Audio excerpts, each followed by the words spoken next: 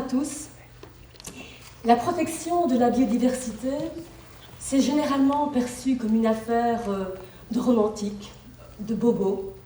Dans tous les cas, c'est généralement un enjeu sociétal marginal, périphérique, dont on s'occupe en période de vache grasse. Car il y a toujours dans l'immédiat des problèmes plus importants à résoudre. Mais c'est avec cette mentalité qu'on en est arrivé au processus de 6e extinction de l'espèce, et ce, dans une indifférence quasi générale. Pourtant, la communauté scientifique a fait son travail.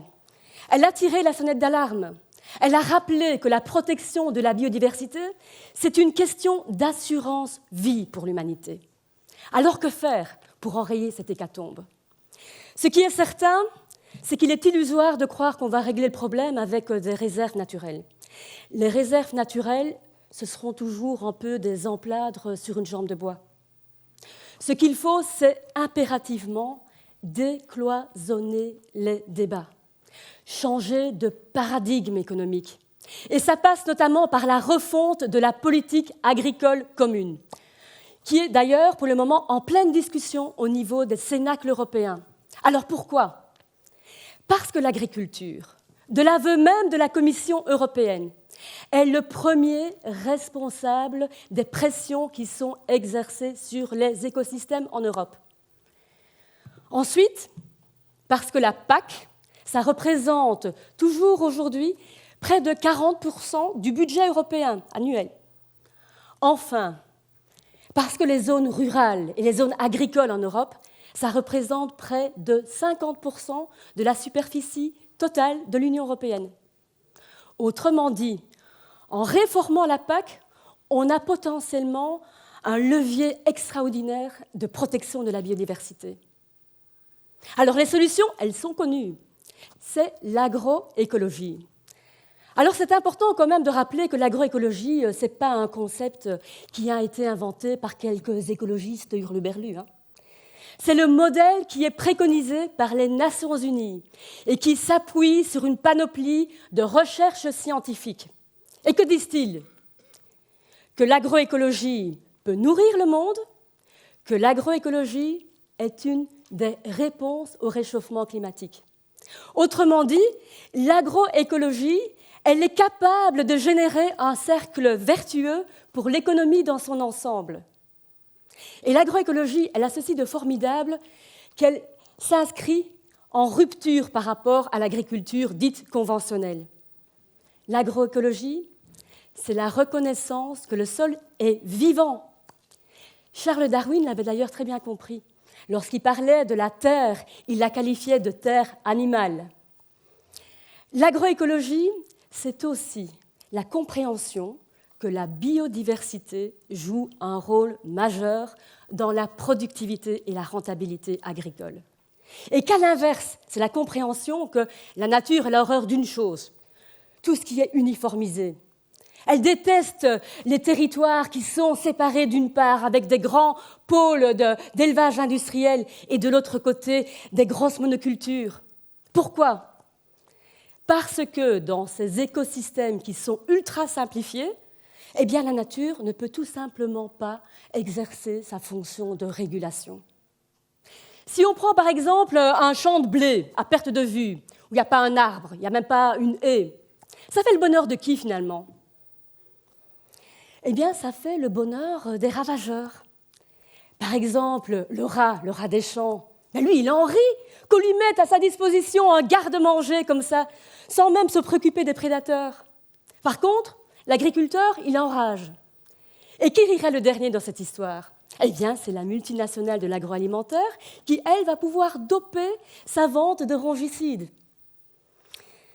Alors, il faut bien se rendre compte d'une chose. Pour sortir du cercle vicieux de l'agriculture industrielle, il faut impérativement remettre à plat la stratégie commerciale de l'Union européenne. Pourquoi ? C'est que l'Union européenne, elle a un petit côté monomaniaque comme ça. Elle a une petite obsession, c'est multiplier les accords de libre-échange. Mais chaque fois que nos dirigeants européens acceptent de libéraliser davantage les marchés agricoles, chaque fois, ils donnent un coup d'accélérateur à l'agriculture industrielle. L'accord de libre-échange Union européenne avec le Brésil, l'Argentine et l'Uruguay et le Paraguay, ce qu'on appelle les accords Mercosur. En substance, ça revient à quoi? Ça revient à vendre davantage de voitures européennes dans ces pays et en échange, on importe davantage de viande de bœuf de ces pays.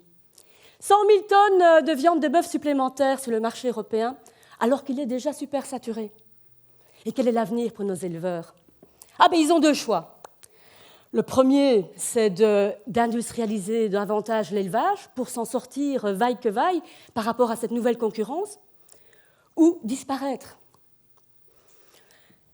L'enterrement de la hache de guerre entre Donald Trump et le président de la Commission Juncker cet été au sujet de la taxation des voitures européennes, ça revient à quoi finalement?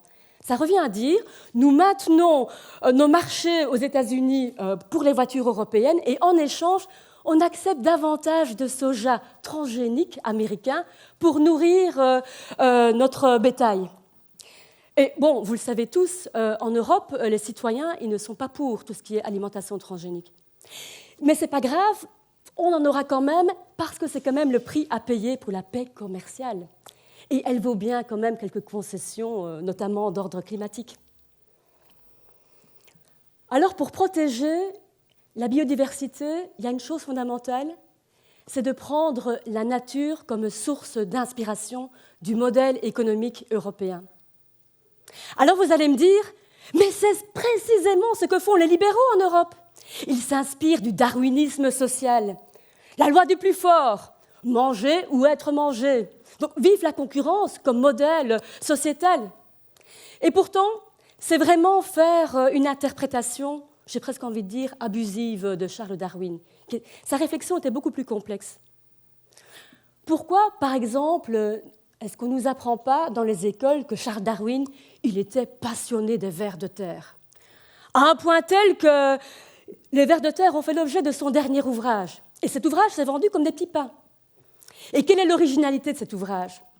D'abord, c'est que Charles Darwin, il a rendu justice aux vers de terre.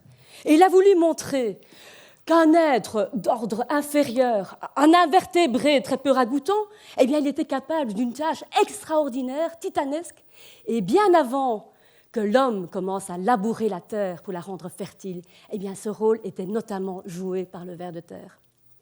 Alors c'est aussi un livre qui bat en brèche une vision très manichéenne de la biodiversité, avec d'une part des espèces qui sont utiles et d'autres qui sont nuisibles. Non, il montre vraiment bien que les équilibres des écosystèmes, ça repose sur la complémentarité des espèces.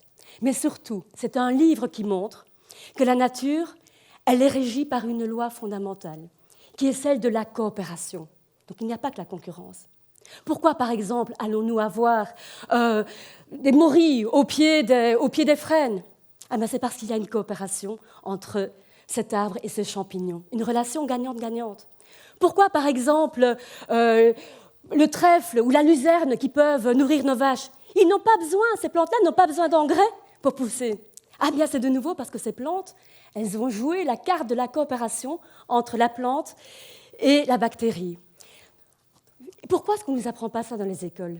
Parce que finalement, on en vient à ça. L'éducation, c'est la base de la protection de la biodiversité. L'éducation, elle est capable de générer un lien émotionnel, affectif, selon l'adage « connaître, aimer, protéger ». Voilà bien une des clés du réenchantement du monde qu'est l'éducation. Je vous remercie.